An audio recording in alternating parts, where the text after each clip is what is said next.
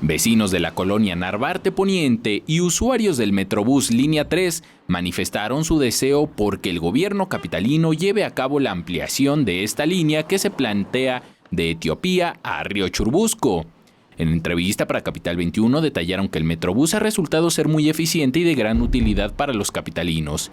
Y aunque todavía quedan cosas por mejorar en el servicio, el Metrobús les ha resultado benéfico para la movilidad dentro de la ciudad. Es un medio de transporte muy efectivo, el cual nos ayuda muchísimo a todos los que venimos de distintos lugares de la ciudad.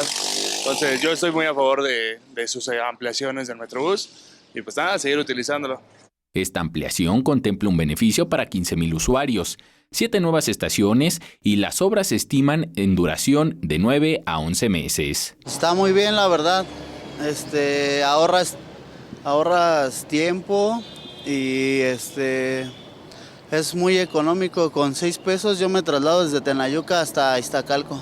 Armando Telles, vecino de la zona, destacó que está de acuerdo con la ampliación del Metrobús de Etiopía a Churubusco, ya que actualmente, al ser Etiopía la última estación de la línea 3, muchos usuarios dejan sus automóviles en las calles aledañas para continuar su camino al norte de la ciudad.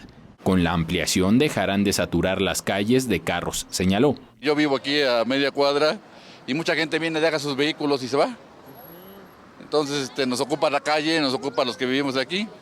Entonces es un problema porque no hay estacionamientos tampoco.